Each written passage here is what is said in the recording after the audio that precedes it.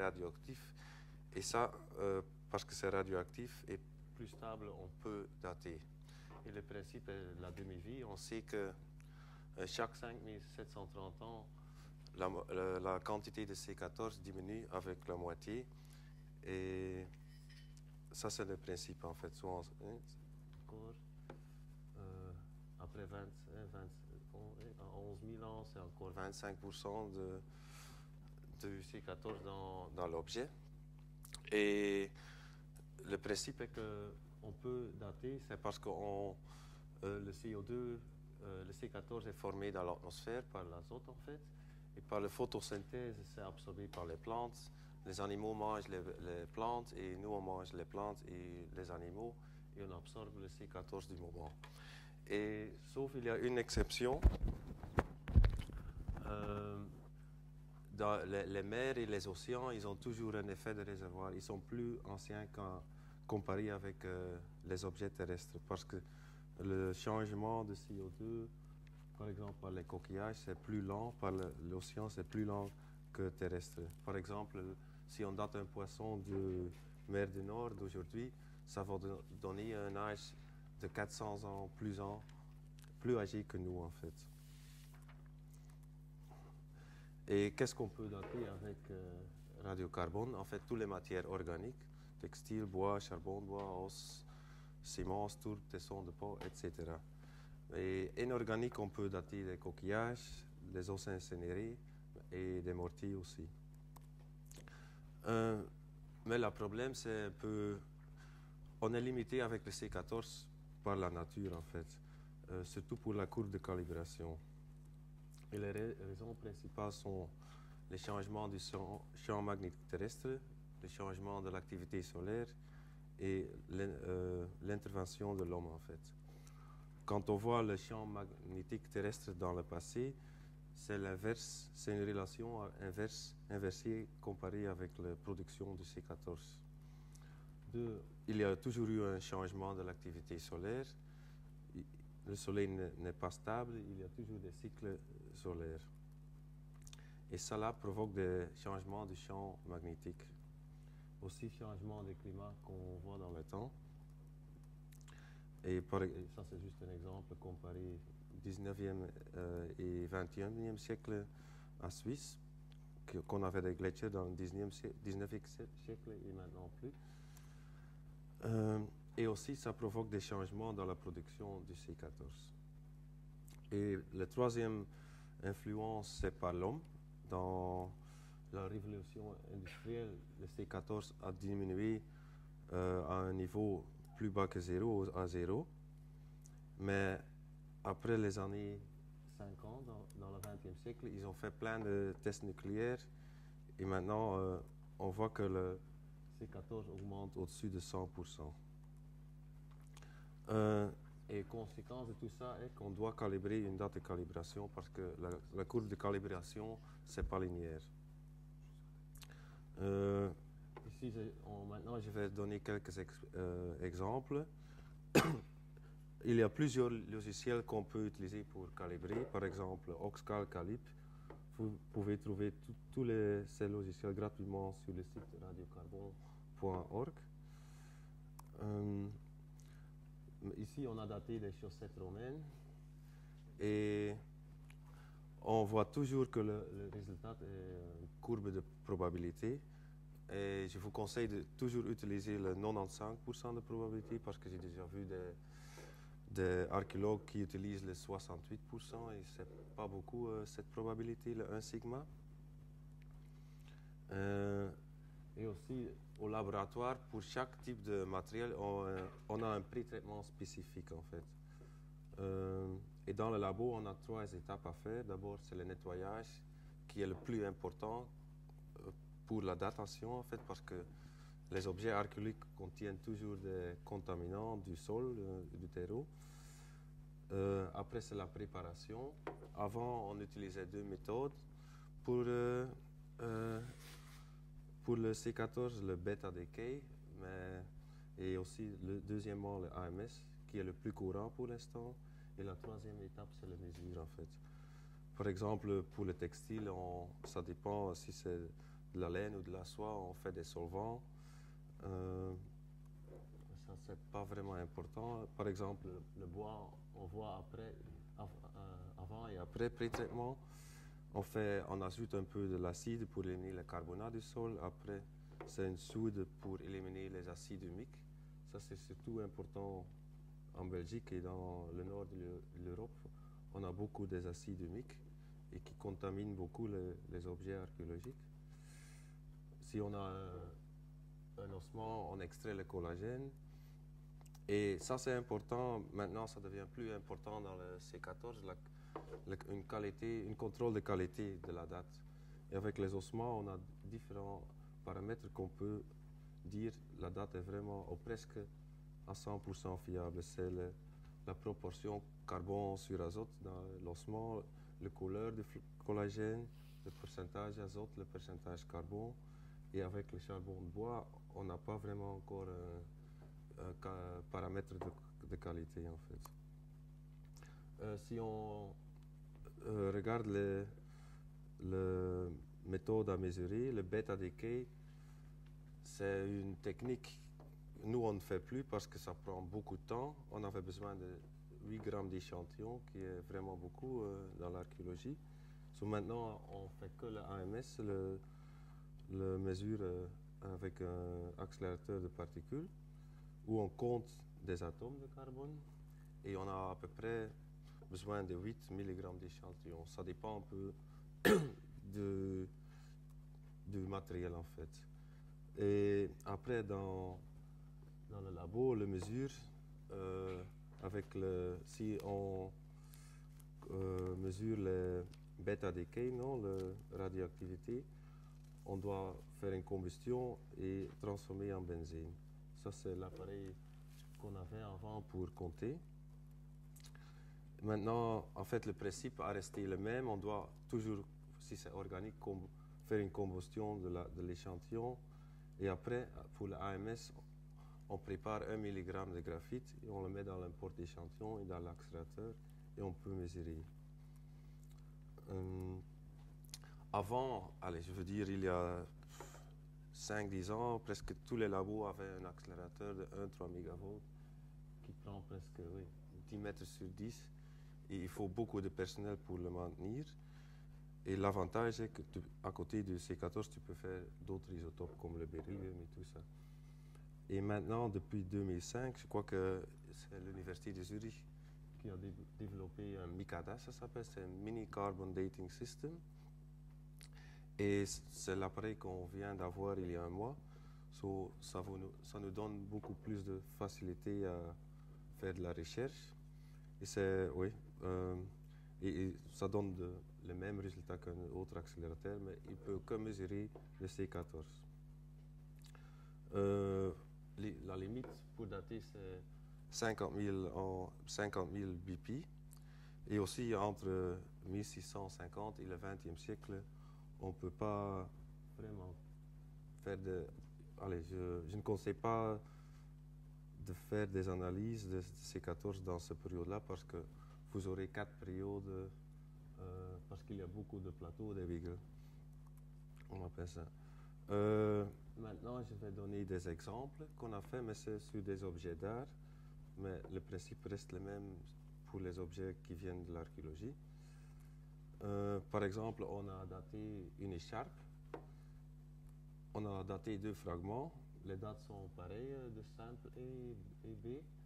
Et ça veut dire qu'on peut faire une moyenne de ces 2 dates-là. Et l'avantage est quand vous regardez, un a une déviation de 30, l'autre de 25. Et si on fait une moyenne, la déviation diminue et aussi la fourchette dans le 95 probabilité est moins en fait, ça diminue et ouais, c'est plus précis en fait. On peut aussi dans le logiciel, par exemple comme Anoxcol, on peut calculer la différence entre la date C14 et la datation basée sur l'histoire de l'art en fait. Par exemple, ça c'est le chaussette romaine copte en fait. Notre date donne du 70 jusqu'au 300 anno domino, et les historiens d'art ont dit entre 4e et 6e siècle. On peut faire une différence entre ces deux-là, qui est toujours intéressant pour une publication. Et vous voyez qu'il n'y a pas vraiment de correspondance. Il y a une grande différence entre 30 et 400 ans, en fait. Si on veut dater une période, ce qu'on fait, on a daté des tuniques en lin, toujours le même style stylistique. On fait 10 datations, par exemple, et on fait une somme de toutes ces probabilités, en fait. Et finalement, on a un graphique, la somme des probabilités. Et ce qu'on fait, en fait, on regarde le 95 probabilités. Ça veut dire que ici c'est entre 350 et 750. Ça veut dire que pendant 400 ans, ils ont produit ce type de tunique. Et en fait, si on regarde entre 25% et 75% probabilité, ça veut dire qu'il y a eu ils ont produit ce textile avec c'était le top en fait, le climax en fait de la production de ce type de textile. Et les historiens d'art avaient dit que ça doit être ou soit 6, 9e siècle ou 11e, 12e siècle, et c'est surtout pas 11e, 12e siècle si on regarde les datations C14. On utilise aussi pour regarder si c'est restauré ou original. Par exemple, on a daté un brivarium, on a daté les fils blancs et les couvertures en bois. Et l'écriture, selon les historiens d'art, était style Gand. C'était début du XVIe siècle. Et ça correspond avec nos dates de couverture en bois. Mais les fils blancs n'ont rien à voir. Et si on regarde dans la boîte où ils ont trouvé ce bouquin, ils ont trouvé du papier qui est typique pour le XVIIIe siècle, et probablement ils ont restauré le bouquin au XVIIIe siècle. Aussi, ils ont fait une analyse du daim rouge, et ils ont trouvé le colorant cochinile, et c'est seulement importé en Europe après 1525, et ça correspond avec notre date sur la couverture en bois. Un autre exemple est on utilise le C14 pour un test de discrépance. Par exemple, je vais vous montrer le bon pic à cause du test nucléaire. Ils nous ont demandé est-ce que cette peinture est vraiment un Dali ou pas. La peinture était signée avec une date, avec la signature de Dali 1925. On a daté 2 échantillons, et 2 fois on avait à peu près 1955. Mais il n'y avait pas d'écorce ou d'apier sur la peinture, la date d'abattage doit être plus jeune. En fait, on peut conclure que c'est un faux dans les dessins fait par son étudiant et probablement signé par lui. Le wiggle matching est quelque chose que ça peut être intéressant aussi pour vous. D'abord, on a daté le retable qui se trouve dans la cathédrale de Bruges. Les historiens d'art ont dit l'événement de statuettes typiquement XVIIe siècle. Et il y avait une inscription 1533 sur le panneau droit. Ils ont fait du dendro et ils ont trouvé une date 1391 jusqu'au 1489. Mais c'est aussi un terminus postquem parce qu'il n'y avait pas d'habillé présent. Nous, on a fait un wiggle matching, ça veut dire on a pris 4 échantillons et on compte entre chaque place d'échantillons les cernes. Et avec le logiciel Oxcal ou un autre, tu peux introduire toutes ces données ici. Et finalement, tu as vraiment presque une date très précise, presque comme le dendro. On trouve avec 95 probabilités une date entre 1477 et 1504. et ça correspond très bien avec le dendro. Ce qui est très important pour vous, parce que nous, on se rend compte que c'est pas souvent le cas, que la sélection des échantillons, que vous devez réfléchir qu'est-ce que je veux dater et quel est le meilleur type de matériel pour dater. Par exemple, ça c'est un bon exemple. Si on veut dater la construction de la maison, on doit prendre un échantillon de la maison même.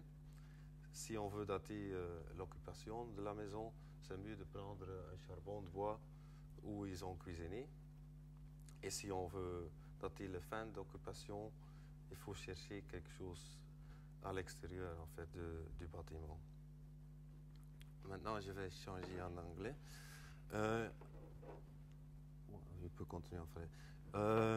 Ici, je vais parler du isotope stable. Je sais que quelqu'un d'autre a parlé une présentation complète sur ce sujet. Mais c'est aussi utile les isotopes stables pour le C14. Parce que il est utilisé surtout dans l'archéologie pour reconstruire les diètes et ça peut aider aussi le C14. Surtout, ça vous avez, surtout parce que si l'individu a mangé du poisson, soit marine ou terrestre, ça change complètement votre date. Par exemple, le mer du Nord ou l'océan Atlantique a un effet réservoir de 400 ans. Si l'individu a eu une diète de 100% marine, qui n'est jamais le cas. Et maintenant, ça fait plus que 10 ans que dans le C14 ou même dans le monde isotope, ils veulent faire des modèles pour corriger la datation en fait, mais c'est pas si facile. Je vous conseille d'éviter de dater des gens qui ont eu où vous savez que ça peut être une possibilité qu'ils ont mangé du poisson. Il y a déjà beaucoup de données sur les effets réservoirs des différentes mers et océans, mais la rivière, par exemple en Belgique, on ne sait pas. Ça n'a jamais été testé, mais on croit que ça va être à peu près 400 ans. C'est surtout dans les rivières, par exemple la Reine, où il y a des glaciers qui entrent dans les rivières, où il y a l'effet réservoir plus élevé. Ça peut être monté jusqu'aux 1000 ans ou plus.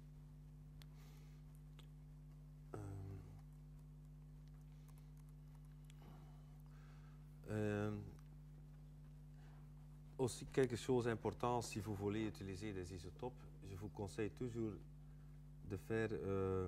d'analyser des ossements d'animaux et d'êtres humains. Parce qu'il y a toujours, ça change de site à site, parce qu'il y a beaucoup d'archéologues ou même des scientifiques qui analysent des isotopes stables que des humains, mais ça ne dit rien parce que c'est possible. Normalement, ils disent un herbivore doit avoir moins 21, 5 d'azote. Mais sur certains sites, les herbivores, les moutons par exemple, ils peuvent avoir un azote de 7. Mais ça veut dire plus 3, vous avez déjà 10. Et il y a déjà des gens qui disent, ah peut-être l'être humain a mangé un peu de poisson, mais ce n'est pas le cas.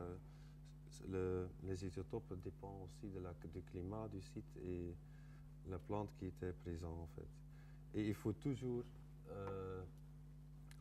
analyser beaucoup d'échantillons. Avec un individu ou trois, tu ne peux rien dire de diète d'un individu en fait. Parce que ça c'est un exemple de Majorque en fait. Et vous voyez, entre les différentes périodes, il y a quand même une petite différence parce que le climat a changé et peut-être aussi les habitudes de manger et aussi les sites sont différents. À Majorque, il y a aride et aussi des sites très humides en fait. Et si vous voyez des ossements d'animaux, les herbivores c'est vraiment un cluster et il y a le poisson qui a vraiment des isotopes très aberrants comparés avec les autres, qui est normal. Mais on a 2 couchons de Raversheide de la côte que l'azote est plus élevé. Et finalement, ça veut dire qu'ils ont vraiment, ce sont des omnivores, qu'ils ont mangé une partie du poisson. C'est pour ça que l'azote est un peu élevé en fait. Et aussi, on a analysé des ossements médiévaux et des reliquaires. Et dans les médiévales, il y a déjà plus de consommation de poissons comparé avec les périodes avant. Et ici, vous voyez qu'il y a toujours des tendances. S'ils ont mangé de poissons de l'eau douce, s'ils ont mangé de poissons d'eau douce, l'azote est plus élevé et le carbone plus négatif. Et si c'est marine, c'est plus positif le C14, le C13. Maintenant, moi j'ai travaillé 4 ans sur un projet de dater des tessons de peau. Et c'est quand même quelque chose, je sais que les archéologues aiment bien dater des tessons de peau parce que c'est une datation directe. Mais dans certaines périodes, je trouve que c'est un peu un risque. Parce que, par exemple, ça peut avoir aussi un effet de réservoir, en fait. S'ils ont cuisiné du poisson dans le pot, tu as le même souci qu'avec les ossements, en fait. Il y a plusieurs techniques analytiques qu'on peut appliquer pour savoir est-ce qu'ils ont mangé du pois. Moi, j'ai testé tout, mais souvent il dit oui, il a mangé, mais souvent ça indique que c'est négatif. Par exemple, ici, on voit une analyse des lipides faite avec une chromatographie gazeuse couplée avec un spectromètre de masse. Et on a daté, par exemple, une vingtaine de tessons de peau comparé avec une vingtaine de datations sur la matière organique. Et on voit vraiment que les tessons de peau sont plus âgés que la matière organique. Et j'ai analysé tous les tessons de peau avec des techniques, avec les GCMS, et peut-être dans 5, j'ai trouvé une preuve qu'il y avait du poisson dedans, mais dans les autres, rien du tout en fait. Et sur le site, les archéologues avaient fouillé plein des ossements des poissons. Et moi, je vous conseille, dans la période méso et début néolithique, de ne pas dater les tessons de peau, mais de chercher des matières organiques en fait. Un deuxième cas, on a eu à Ranst en Belgique, où on a trouvé aussi, l'archéologue disait que c'est un tesson de peau, mais on a aussi daté un charbon de bois. Et ce qui est bizarre, ce qui était bizarre pour moi, que le charbon de bois était plus jeune que le tesson de peau. Normalement, j'attendais le charbon de bois plus âgé parce qu'on a toujours le old wood effect, parce qu'on ne sait pas si on a daté l'extérieur de l'arbre ou plutôt l'intérieur qui est plus âgé. So, j'ai fait plusieurs techniques. Le GCMS, il n'y a pas de lipides. Et si c'est vraiment un tesson de peau, il doit y avoir des lipides. Infrarouge, il n'y avait pas vraiment d'organique ou carbone inorganique présent. Et avec le rameau, ils ont dit que c'est du carbone. Ça veut dire que peut-être ils ont vraiment brûlé ou cuisiné longtemps et que le tesson, la nourriture est devenue carbone. Mais ça ne me semble pas vraiment le cas. Ou peut-être c'est vraiment une introduction du terreau dans la poterie en fait. En fait, si vous voulez dater du tesson de peau ou un résidu, c'est mieux d'abord d'identifier qu'est-ce que c'est dans la peau avant de dater, parce que ça coûte pas mal de l'argent une datation. Mais dans certaines périodes, vous pouvez vraiment dater sans aucun souci en fait. Par exemple, on a daté un site âge du fer en Hollande. Et on avait un chien, on a daté le collagène, une vache, et aussi le tesson de peau. Et il y a vraiment un très bon... tous les trois dates sont la même chose et ça correspond super bien avec le poterie en fait qu'ils ont trouvé. Deuxième cas, c'était aussi âge du fer. On avait daté un ossement incinéré, 1420. On avait deux poteries qui nous avaient demandé, vous pouvez dater les deux tessons de peau. Je voyais que c'est vraiment un tesson de peau. Et on peut aussi voir le pourcentage carbone si c'est vraiment fiable, ça va donner une datation fiable. On a daté, ça correspondant super bien avec l'ossement incinéré. Mais le deuxième pot était un peu le tesson de peau. Il n'y avait pas assez de carbone dans le tesson de peau, mais à l'extérieur, il y avait une petite croûte noire qui vient du fumier du bois qu'ils ont utilisé. On a daté ça et ça donnait la même date que les deux autres. À ce moment-là, même l'archéologue doit réfléchir, mais aussi au labo. Maintenant, je vais parler. Il y a beaucoup de développement dans le C14 concernant la datation du collagène ou des matières qui contiennent des acides aminés ou des protéines, par exemple la laine, le soie. J'ai déjà dit que pour les protéines, comme le collagène, on peut contrôler la qualité. Et si les paramètres de qualité sont bons et indiquent une bonne préservation et conservation de la protéine, on peut pré-traiter l'ossement avec les techniques qu'on utilise depuis 20-30 ans et la date sera bonne. Mais dans certains cas, le collagène est de mauvaise qualité et on doit trouver des nouvelles méthodes pour avoir une meilleure qualité de l'échantillon.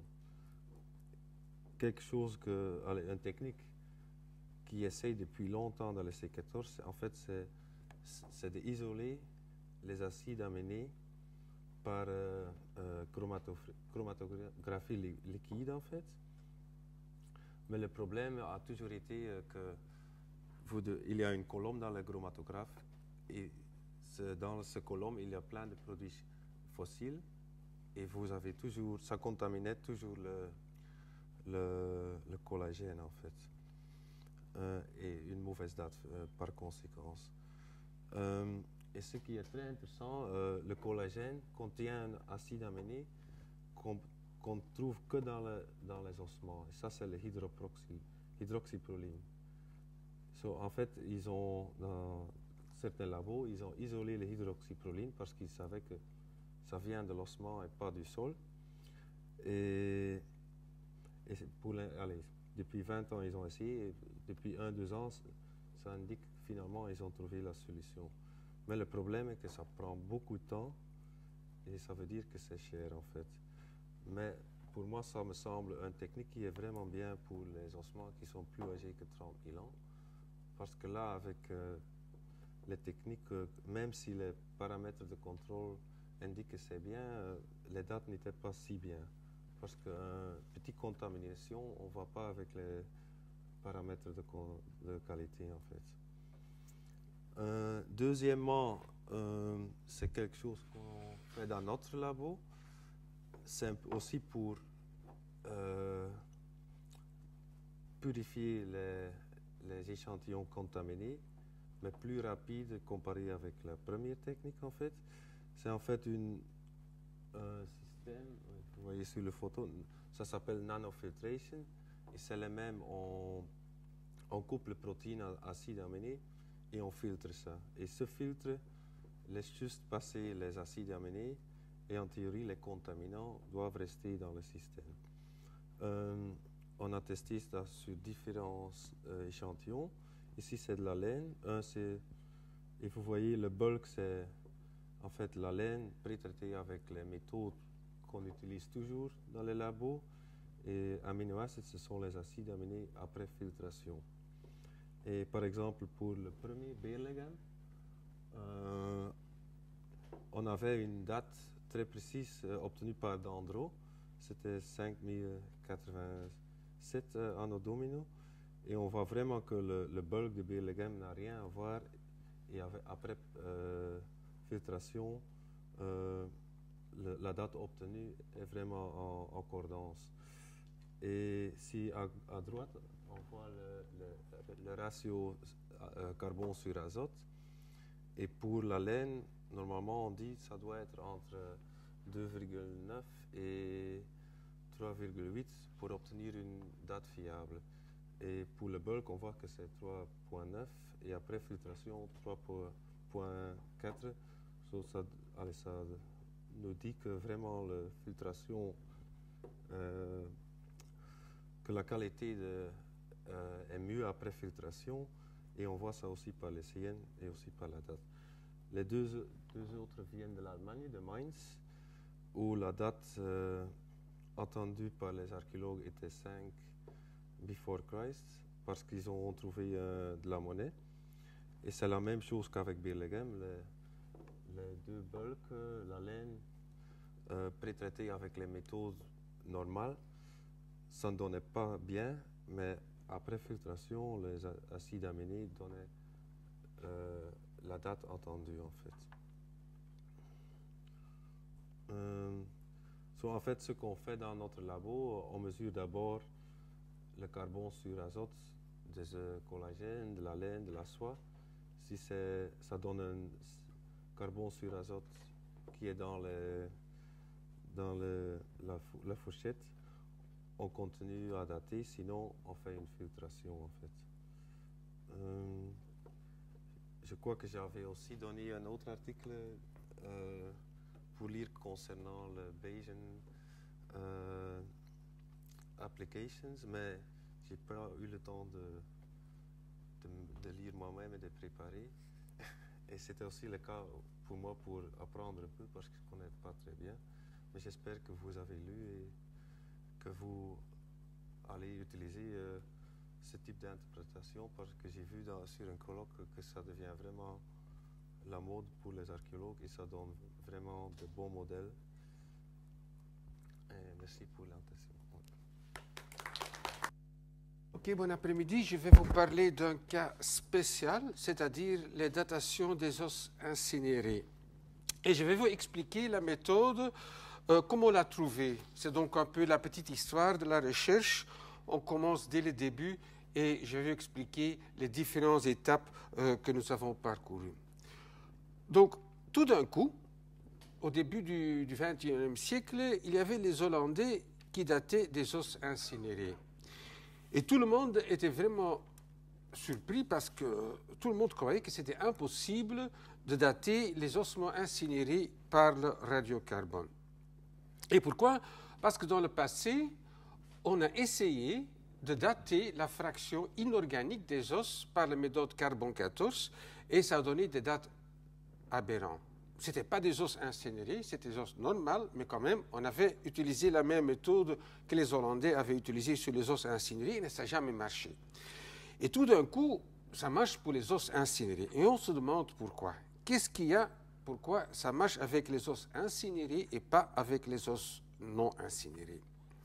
Eh bien, pour savoir ça, d'abord, un peu parler de l'os. Qu'est-ce qu'il y a? Qu'est-ce que c'est un os? Bien, un os vivant, ça est composé par de l'eau, des minéraux et des composants organiques. L'os archéologique, l'os sec, c'est 7% de matière inorganique et 30% d'organique, dont 85%, presque 90%, c'est de collagène. Et le reste sont de lipides et d'autres produits organiques.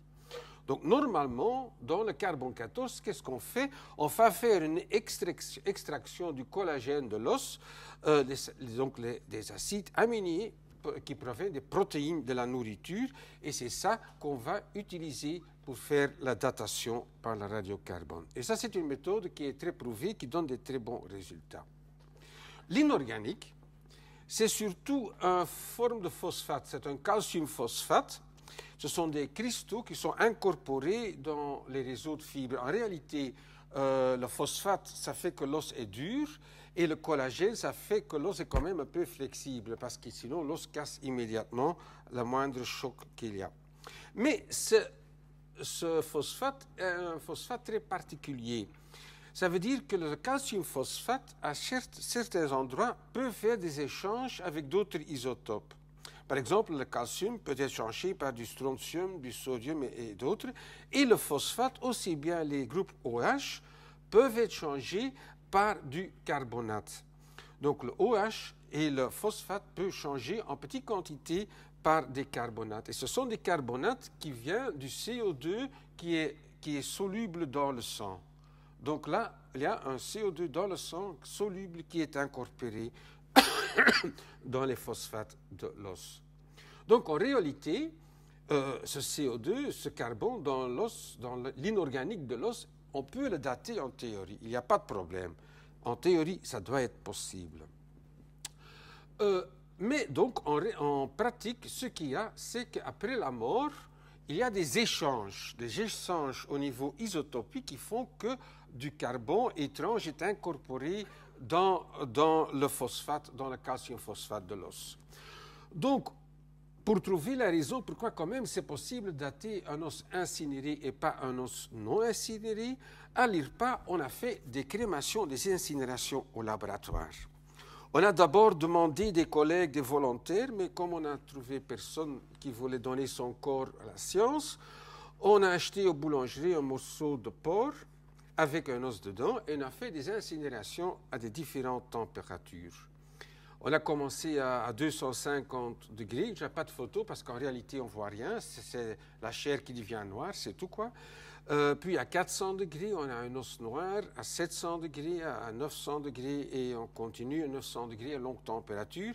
Et on voit donc, à une température basse, l'os devient noir, mais à d'autres températures, l'os devient complètement blanc, ce qui est en accord avec ce qu'on trouve dans la littérature sur les os incinérés, sur les tombes des os incinérés aussi. Il y a des différentes interprétations qu'on trouve dans la littérature, parce que tous les os incinérés ne sont pas les mêmes.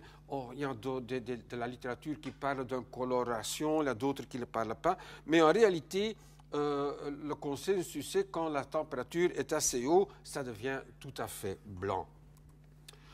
Ce qui est aussi dingue, c'est que l'os devient plus petit. Il y a une déformation. Et ces déformations commencent surtout après une température de 800 degrés. Donc le volume de l'os diminue. Ça veut dire qu'il y a un changement dans le calcium phosphate dans l'os. Il y a quelque chose qui se passe là. Et on a remarqué ça aussi, et c'est en accord avec la littérature. Aussi la solidité. L'os devient certainement beaucoup plus dur, beaucoup plus friand, mais beaucoup plus dur aussi. Et ça, on a aussi mesuré dans nos essais au laboratoire, et ça, c'est aussi en accord avec ce qu'on trouve dans la littérature. Et puis, quand on compare les os incinérés au laboratoire et les os qui viennent des champs d'urne, on voit directement les mêmes déformations. Il y a ce qu'on appelle en anglais les thumbnail cracks, donc ce que vous voyez dans la photo à gauche, à droite, à gauche en haut, ce qui est typiquement pour des os incinérés.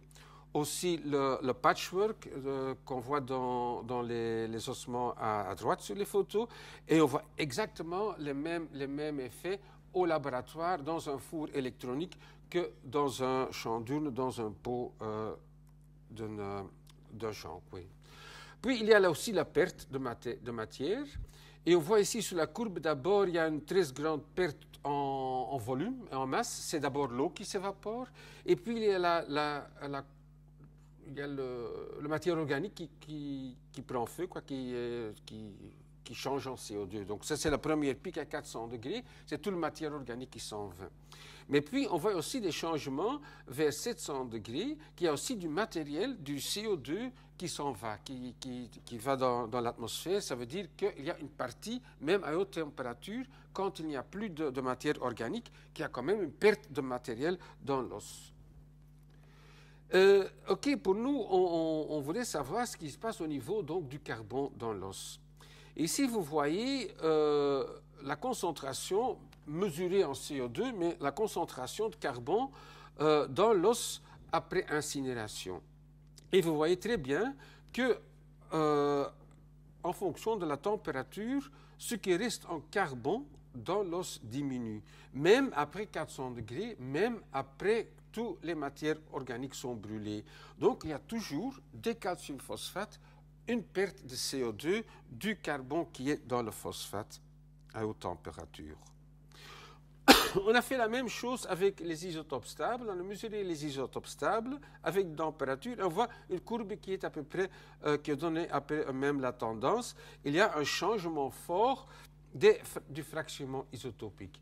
Et s'il y a un changement fort du fractionnement isotopique, ça veut dire que la relation entre les différents isotopes du carbone, le C13 et le C12, est différente entre le début et la fin de l'incinération. Donc là aussi, on constate un phénomène de changement. Qu'est-ce qui se passe quand on fait une incinération à la même température, mais à une durée beaucoup plus longue? Et ici, vous voyez donc la même chose, c'est que la quantité de carbone diminue avec le temps, même avec une température constante, ici à 980 degrés. On voit aussi que c'est un peu asymptotique, donc ça diminue. Donc au début, c'est plus fort, à la fin, c'est moins fort, mais il y a toujours une décharge de CO2, de carbone de l'os pendant l'incinération. Il y a encore d'autres phénomènes qui se passent. Quand on regarde la cristallinité de l'os, on voit que avec l'incinération, l'os devient de plus en plus cristallin. Qu'est-ce que ça veut dire?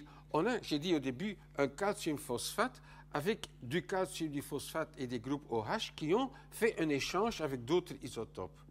Ça, c'est un système qui n'est pas très cristallin. Mais de plus en plus que le CO2 s'en va, que les autres isotopes s'en vont, il n'y a que le calcium phosphate qui reste, que le système devient de plus en plus cristallin.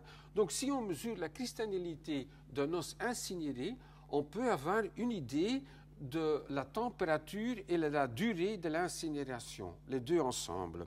Ici, on voit très bien, un os non crémé, non incinéré, c'est un spectre très trouble, mais le spectre le plus bas de 980 degrés, on voit très bien les pics de l'hydroxylapatite pur, quoi. Donc, tout ce qui est comme adhésif, tout ce qui n'est pas vraiment du potassium, du calcium phosphate, est parti vers l'atmosphère. Donc, la recherche nous a montré que la crémation est un processus chimique qui augmente la cristallinité de l'os et le compactage de l'os. Ceci est lié à un changement isotopique et aussi avec une diminution de la concentration de CO2. Donc, le compactage, ça veut aussi dire que la porosité de l'os diminue. L'os est beaucoup plus dense. Et probablement, on croyait que ça est la cause que l'os est datable, incinéré, et pas les os non incinérés. Et on a fait un petit modèle, un modèle très simplifié. Donc, un os à gauche, un os non incinéré, c'est une structure qui est nettement très ouverte. Ça veut dire que quand l'os est en contact avec de l'eau qui contient des carbonates, que la carbonate de l'eau et l'eau s'est infiltrée très facilement dans l'os et arriver au point où il y a des carbonates dans le phosphate et faire des échanges entre les carbonates des eaux et les carbonates du phosphate. Donc là, on a un changement, un échange de carbone entre l'environnement et l'os. Mais un os incinéré est une structure très compacte, très dense, avec beaucoup moins de points de carbonate dedans, et ça veut dire c'est compact, car l'os est tellement compact que les eaux ne savent plus entrer facilement dans l'os, que l'échange entre les carbonates dissous dans l'eau et les carbonates du phosphate dans l'os est beaucoup plus difficile. Donc là, il n'y a plus d'échange. Et à notre avis, ça a été la cause pourquoi les os incinérés pouvaient être datés par les phosphates et les os non incinérés ne pouvaient pas être datés. Ça, c'était notre idée. Si la compaction et la diffusion sont les mots-clés dans toute cette histoire, ça veut dire... Oui, il y a un mot qui tombe ici. Oui, là aussi. Ça veut dire que les couches les plus proches de la surface de l'os risquent d'être beaucoup plus contaminées que les couches à l'intérieur. Et qu'un os brûlé, et pas un os incinéré, est un os qui n'est pas possible de dater avec le carbone 14 parce qu'un os brûlé n'a pas eu cette compaction, est un os ouvert, encore plus ouvert qu'un os normal, parce que tout ce qui est organique est brûlé. Donc c'est vraiment une structure ouverte. Et ça, c'est un peu un problème de mots, quoi. Quand les archéologues viennent chez nous, ils disent toujours, est-ce que tu peux dater un os brûlé? Mais en réalité, ils veulent dire un os incinéré. Mais ce sont deux choses qui sont complètement différentes. Un os brûlé et un os incinéré, ce n'est pas la même chose. OK, donc, si notre thèse était bonne, donc les surfaces doivent être plus contaminées et les os brûlés ne sont pas datables. OK. Donc qu'est-ce qu'on a fait? On a pris un os incinéré, un os crémé, et on l'a daté couche par couche. Ça veut dire qu'on le jette dans l'acide et on prend des différentes fractions de CO2 qui sortent. Et comme la réaction du CO2 avec l'acide, de l'os avec l'acide commence à la surface et va vraiment en étape à l'intérieur, on peut donc faire presque une stratigraphie de l'os. Et on voit ici, en orange, la première fraction, c'est la surface, qui est beaucoup plus vieux que la fraction 3 à l'intérieur de l'os. Et on voit aussi que le delta C13 de l'os, en orange, change beaucoup plus entre la surface et l'intérieur qu'un test de crémation au laboratoire qui n'a jamais été, l'os n'a jamais été dans le sous-sol, donc on n'a pas eu la possibilité de faire ces échanges. Donc c'est vrai, la surface est beaucoup vulnérable à des problèmes, et à l'intérieur de l'os, on a une date qui est bonne. On a donc fait des tests, carbonate d'os brûlé, noisettes charbonisées du même contexte. Voilà, on voit quand même que la différence est importante. Donc vraiment, un os brûlé donne des mauvaises datations. Mais on a aussi des os qui sont à moitié incinérés. Et ici, vous avez des exemples d'un champ d'urne tout près de Barcelone, en Espagne. Et on a des os qui sont vraiment blancs, des os qui sont un peu noirs et des os qui sont très noirs. Et même dans le même os, que vous voyez la photo à gauche, vous voyez que les couches extérieures sont bien incinérées parce qu'ils ont vraiment eu la chaleur, tandis que l'intérieur de l'os est encore noir, gris, ce qui veut dire que ça n'a pas vraiment eu la même température, la même chaleur que l'extérieur de l'os. Donc on a séparé, et vous voyez dans les dates, on a 3 dates obtenus qui sont en accord l'un avec l'autre et qui sont aussi en accord avec les indications archéologiques. Je m'excuse. Et le dernier, c'est un os noir. Eh bien, la date est beaucoup plus jeune. Donc ça prouve ce qu'on a dit, que les os brûlés, on ne peut pas les dater parce que ce n'est pas une structure fermée. Donc, pourquoi est-ce que la datation est possible? Parce qu'il y a la compaction de l'os et parce que la diffusion du CO2 de l'eau dans l'os est tout à fait limitée. Donc, c'est vraiment une question physique et ça n'a rien à voir avec la chimie de l'os. On a donc daté avec ça beaucoup de champs d'urnes en Flandre. Je vais vite voir quelques exemples. Le Paddestraat et la provinciebaan à Velzeke, du musée de Velzeke, on a fait toute une série. Je ne vais pas aller en détail, mais qu'est-ce qu'on peut dire? En réalité, la conclusion était que beaucoup de champs d'urnes, la chronologie des champs d'urnes n'était pas en accord finalement avec le carbone 14. Il y a beaucoup plus de diversion dans les champs d'urnes, même dans le même champ, que normalement ça commence beaucoup plus vieux qu'on croyait, et dans certains cas ça dure aussi plus longtemps qu'on croyait. Aussi la typologie, je crois qu'on a ici des exemples, c'est la même chose un peu que Mathieu a montré un autre exemplaire. C'est le tombe numéro 30 à Velzeke, je crois. Vous voyez donc la typodatation au premier et puis la datation carbone 14, eh bien, la différence est plus de 2 siècles. Donc, la typochronologie a beaucoup de problèmes en comparaison avec le carbone 14. Heureusement pour nous aussi, dans pas mal de champs d'urnes, il y a des charbons-bois. Et donc, dans plusieurs cas, on peut faire des doubles. Et les doubles donnent presque toujours le même âge. On a, je ne sais pas si j'ai l'exemple ici, à Velzeke, on a eu un problème, voilà, ici aussi le même problème. La datation d'urne typologique et carbone 14 donne des différences. C'est tout à fait la même. Voilà, mais quand on voit donc l'ensemble des dates, ça donne un système très cohérent. Et aussi, entre le charbon-bois et os incinéré, on a des dates qui sont comparables, il n'y a pas de problème. On a juste un problème, et que c'est dans le champ d'urne à Velzeke, c'est en surface, il y a des maisons romaines, et on a eu d'infiltration des charbon-bois romains dans nos champs d'urne. Et donc, on a obtenu quelques dates romaines dans un système avec toutes les dates des os étaient des dates de l'époque du fer. Mais je vais pas. Voilà, ici, voilà toutes les dates. On a dû pas mal de dates chaque fois pendant chaque champ d'urne. Et comme ça, on peut aussi calculer la période sur laquelle ce champ d'urne est utilisé. Donc, conclusion, ça marche, mais il y a un grand problème entre la typochronologie et les dates carbone 14. On était là, à ce point-là, à un certain moment, tout marchait bien, il n'y a plus de problème, mais il y a toujours des problèmes, et s'il n'y a pas de problèmes, on veut les inventer.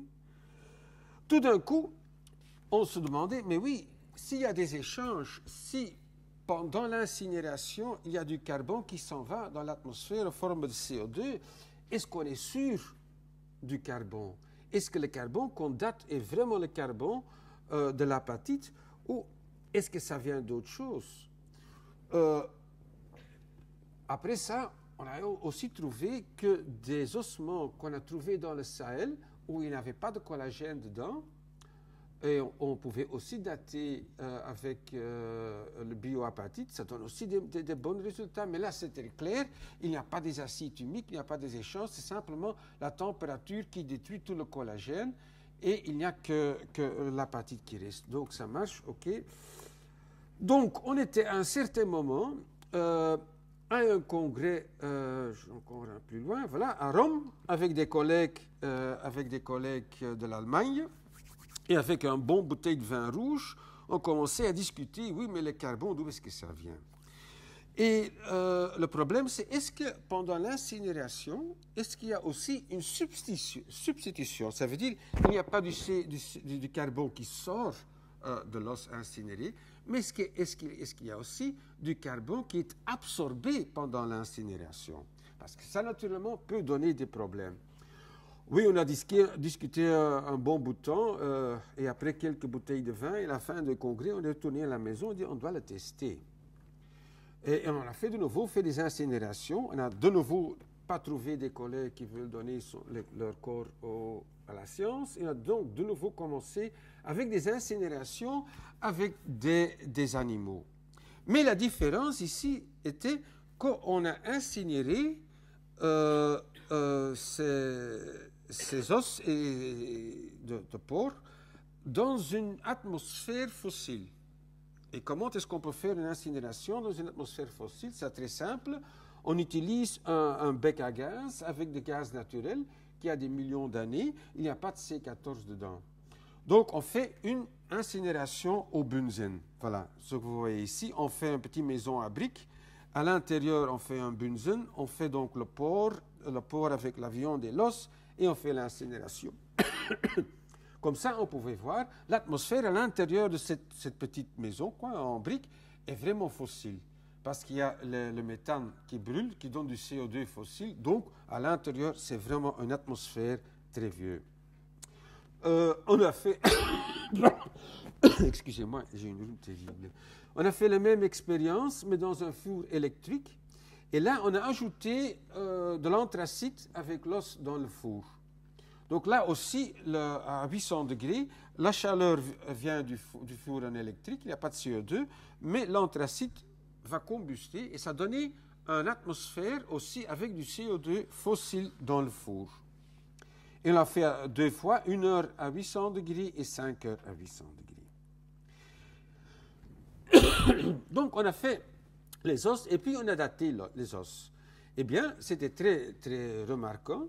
Les os brûlés sur le benzène, ils avaient encore 2%, 2,9%, presque 3% de carbone moderne.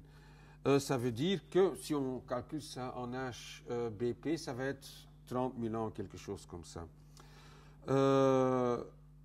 On a fait la même chose donc, dans le four électrique avec le charbon dedans. Et là, les os avaient avaient un PMC, donc pourcent carbone moderne, de 13 à 17%. Là aussi, on voit, dans les deux cas, ce n'est pas 130%, comme l'atmosphère est maintenant. Normalement, on devait avoir 130 à peu près pour l'atmosphère moderne. Donc, c'est très clair que l'os qui est moderne a absorbé du carbone fossile de l'atmosphère. Il y a donc pas seulement un problème qu'il y a une moitié du CO2 qui s'en va des phosphates, mais aussi qu'il y a une partie du CO2 qui est absorbée dans les phosphates. Et ça peut naturellement donner des problèmes. OK. Visuellement, les os étaient comme des os incinérés, donc c'est une incinération normale.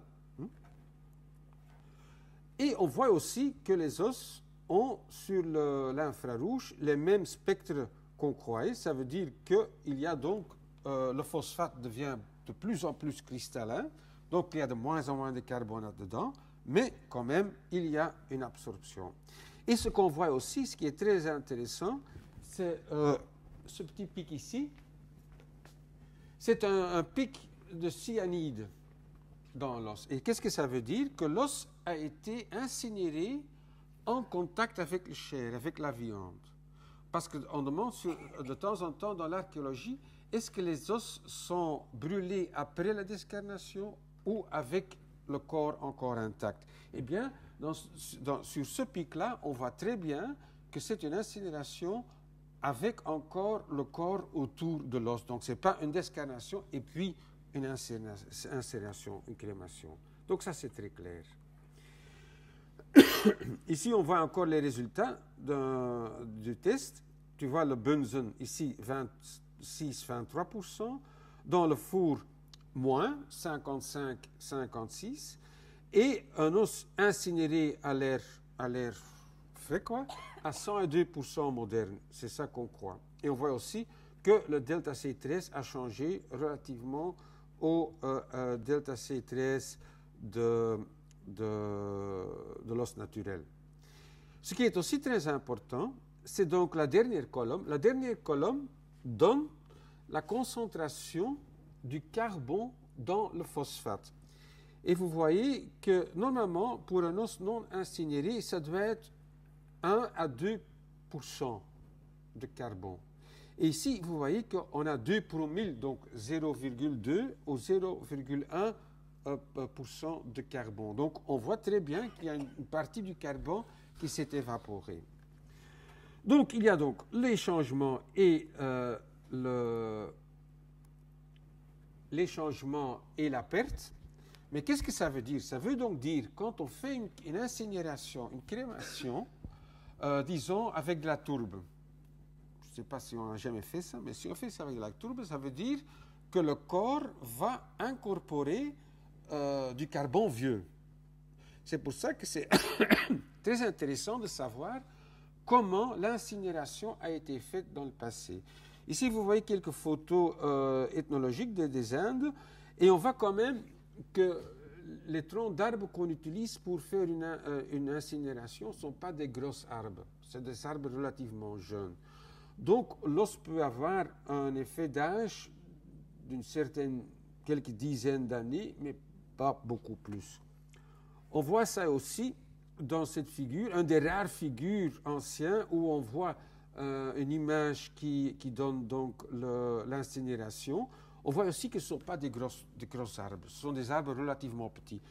Naturellement, c'est logique pour deux raisons. D'abord, un arbre relativement grand, c'est quelque chose d'économique avec grande valeur, on ne va pas le brûler. Et deuxièmement, un gros arbre, ça brûle moins facile qu'un arbre qui est relativement petit. Donc, normalement, on ne doit pas craindre que l'effet de réservoir, comme on le dit, l'effet de vieux bois, dans l'os incinéré est beaucoup plus qu'une vingtaine d'années. Donc, ça va encore. Ça, c'était la recherche il y a quelques années. J'ai encore un peu de temps. Et qu'est-ce que ça peut nous aider à faire la découverte d'autres façons d'interpréter des inhumations? Eh bien, on va maintenant à Majorque. Les gens qui me connaissent savent que je passe beaucoup de temps sur ces îles là-bas. C'est des îles avec une archéologie fantastique que personne ne connaît. Et une des choses très particulières là-bas, c'est ce qu'on a toujours appelé des inhumations dans des chaux vives. Pendant des siècles, on a dit qu'à l'époque du fer et jusqu'à l'époque romaine, dans certaines parties de l'île de Majorque et de Menorque, on a fait des incinérations dans des chaux vives. Ce qu'on appelle en anglais des quicklime burials. Et vous voyez ici sur les photos à droite comment ça se représente. C'est un bloc de calque avec là-dedans des os. On a toujours dit que donc, quand on met un corps dans du chaux vif, le chaux vif a bouffé tout le corps, il n'y a que les os qui restent. C'est bien, c'est peut-être possible, mais les os ressemblent quand même très fort à des os incinérés. Vous voyez à gauche, dans le bas, des craquelures comme on voit sur les os incinérés. On voit aussi dans la figure, la photo à droite, on voit ça. On voit aussi la déformation très typique pour des os incinérés. Donc on se demande, est-ce que c'est vraiment une inhumation ou c'est une crémation? Donc on est allé l'année passée trouver un quicklime burial, donc un tombe oui, on dit toujours quicklime burial en anglais, vers Cova de Nadent à Majorque. Et là, dans cette grotte, on a trouvé encore un restant de ce type d'inhumation. Voilà, c'est là. C'est très difficile à voir parce que c'est plein de poussière de la dégradation du toit de la cave, de la grotte. Toute la poussière tombe, on ne les voit presque pas. Mais donc, quand même, quand on fait une petite tranche, on voit tout d'un coup vraiment une couche tout à fait blanche. Et cette couche tout à fait blanche, c'est le lime burial, c'est l'inhumation en cale. Et on va vraiment connaître vraiment la couche naturelle parce que le sol rouge là, ça c'est le sol naturel de la cave. Donc on a pris des différentes couches. On a pris 4 couches simplement parce que c'est la taille de notre outil. On n'a pas de structure dans ce truc. Au labo, on a séparé les os et le calcaire. Et on voit quand même déjà une différence de couleur. Cette différence de couleur n'a rien à voir avec le carbonate même, mais c'est simplement une différence, concentration de poussière, de sable qui est entrée dans la cave avec le vent, avec la dégradation de la cave même, on ne sait pas. Mais donc on voit qu'il y a un changement de couleur. Ici, on a calculé un peu dans les couches différentes. Oui, c'est un peu bizarre. On commence avec la couche -1. C'est parce qu'on avait commencé avec une couche 1 et quand on a fini, on a trouvé encore 2 couches antérieures à celle qu'on croyait que c'était la première. Mais OK. Donc, vous voyez que la quantité d'os est relativement peu. Ce n'est pas beaucoup. Ça change entre 5 et 17% d'os dans le calcaire. Et on voit les différentes couleurs des os. On dit, tiens, comment ça se fait qu'il y a des os qui sont vraiment très très très blancs et il y en a d'autres qui sont noirs, qui semblent être brûlés et pas vraiment incinérés. Voilà d'autres couches. Ici, c'est beaucoup plus blanc. Il y a moins d'os bruns et noirs. Ici, donc, on a des os qui sont tout à fait bruns, mais quand on les voit en détail, c'est simplement à la surface. Donc, ça n'a rien à voir avec l'incinération même, mais c'est une couche de poussière qui est déposée sur l'os. Ça veut dire que ces os étaient probablement à la surface plus longtemps que d'autres. Encore une autre couche. Puis on a daté donc ces os et on a trouvé 4 dates entre 3900 et 4700 avant Jésus-Christ. La couche numéro 0 est plus bas que la couche numéro 1. Dans la couche numéro 1, il y a quand même 300 ans de différence. Et la couche numéro 3, qui est le plus haut, c'est la date presque la plus jeune. Mais encore un plus grand problème, c'est que tous ces 4 dates sont plus vieux que les premiers inhabitants de l'île de Majorque. Donc, il y a un problème ici. Quand on a regardé pardon, les spectres infrarouges, on trouve de nouveau ces petits pics ici, qui sont les pics qui montrent qu'il y a des composants cyano dans l'os. Ça veut dire que les os, probablement, ont été chauffés avec de la viande, avec le corps encore autour de l'os. En plus, ici, on voit aussi, mais ça c'est quelque chose dont je n'ai pas fait l'attention, on voit que les pics sont beaucoup plus cristallins, que là, c'est quand même aussi une incinération. Donc ça montre déjà plus ou moins que c'est une incinération. Mais on voulait quand même faire un test au laboratoire. Et qu'est-ce qu'on a fait? On dit, oui, si c'est une inhumation, on doit faire avoir le même résultat si on fait une inhumation au laboratoire. Donc, de nouveau, on a acheté aux boucheries de la viande avec des os et on les a mis dans des seaux avec du chaux vif pendant 18 mois. Et après 18 mois, l'os était complètement intact, il n'y a rien qui est bougé. Il y avait même encore de la chair autour de l'os.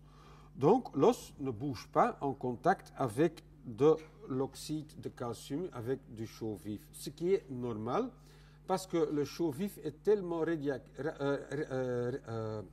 réactif que ça tue toutes les bactéries. Donc, on a vraiment une situation tout à fait hors bactéries, et donc les bactéries ne peuvent pas détruire les composants organiques. Et en plus, il y a même 23% de collagène dans cet os. On dit oui, ok, ça doit donc être une incinération, mais on a des os complètement noirs et des os tout à fait blancs. Comment est-ce qu'on peut expliquer ces différences si c'est vraiment une incinération fait de la même façon? Ok, on a dit oui, si on fait une incinération, mais on va couvrir l'os avec une petite couche de carbonate. Si c'est couvert avec une petite couche de carbonate, pendant l'incinération, le carbonate va transformer en chaux vif. Et c'est ça qu'on voit en réalité dans cette inhumation, soi-disant inhumation, que ça a été à une certaine fois du chaux vif qui est recarbonatisé. Si on couvre l'os avec une petite couche de pierre calcaire bien mélangée, bien en poudre, on voit que c'est presque pas possible de faire une incinération. Parce que ce qui se passe, c'est que le carbonate va d'abord absorber la chaleur avant que l'os va l'absorber. Donc on va d'abord, parce qu'il n'y a pas l'oxygène, c'est couvert, donc d'abord le carbonate va complètement transformer en oxyde de calcium, et puis l'os va incinérer, l'os va brûler. Et on voit ça très bien. Donc à droite, vous voyez un os couvert de carbonate à une température de 700 degrés. Normalement, ça doit être brûlé complètement. Eh bien, c'est encore noir, il y a encore du matière organique dedans. Et ça, ça peut expliquer pourquoi ces os, je m'excuse, ces os incinérés ne sont pas incinérés complètement. Il y a une couche de carbonate, donc le corps est emballé, ou couvert avec une couche de carbonate, et cette couche de carbonate va d'abord absorber la chaleur. Donc on a même dans le même os, comme vous voyez à droite, une très grande différence entre des parties bien incinérées et non incinérées. Ok, si on augmente la température ou si on laisse brûler le four un peu plus longtemps, qu'est-ce qu'on reçoit? Donc on a de nouveau fait ça dans un four électrique, ça veut dire un four électrique, donc il n'y a pas de CO2 qui sort du machin, mais on a mis du carbonate au-dessous de l'os. Et on voit la même chose, le même phénomène, c'est que la concentration en C14 diminue. On n'a que 55% PMC, donc 50% moderne, et si on fait une installation à l'air normal, on a 102%. Ça veut donc dire que le carbonate a été décomposé, ça a formé une atmosphère ancienne, parce que c'est du CO2 de millions d'années. Ce CO2 vieux a été incorporé dans l'os pour l'incinération. Ça veut donc dire qu'on a pu prouver que cette inhumation en chaud vif, en réalité, n'était pas une inhumation en chaud vif, mais que c'est une incinération du corps en contact avec une couche très fine de carbonate. Et à la fin, il y a le carbonate qui s'est changé en chaud vif, en oxyde de calcium. Les os sont incinérés et tout l'ensemble, on la met dans la tombe. À la tombe, c'est-à-dire, ce n'est même pas une tombe, c'est juste un rejet où on met l'ensemble. Et on croit aussi qu'on a fait l'ensemble des os et le chaud vif avec de l'eau, parce qu'on ne trouve presque pas de charbon de bois dans les échantillons, dans les tombes. Si on trouve du charbon de bois, ce sont vraiment des clusters de charbon de bois là où on a fait l'incinération.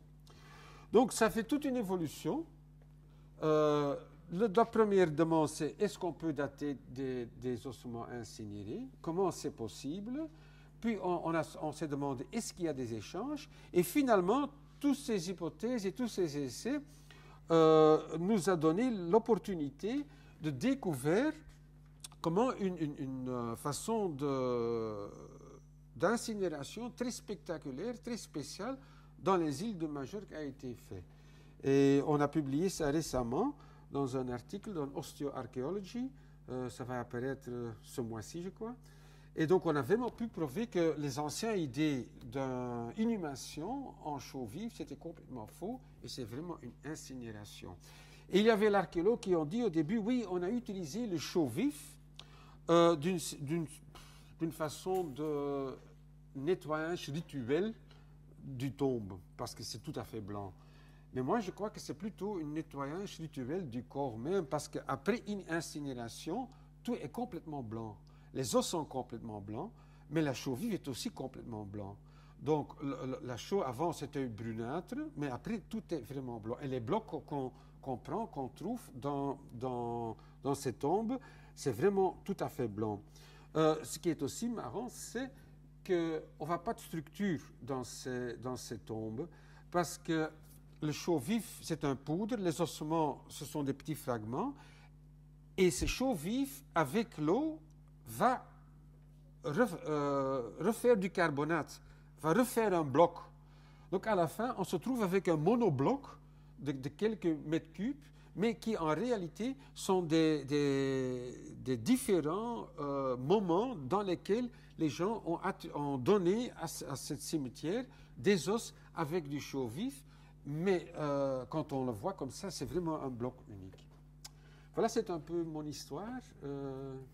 Je crois que ça vous a plu. Et s'il y a des questions, vous pouvez toujours nous demander des questions.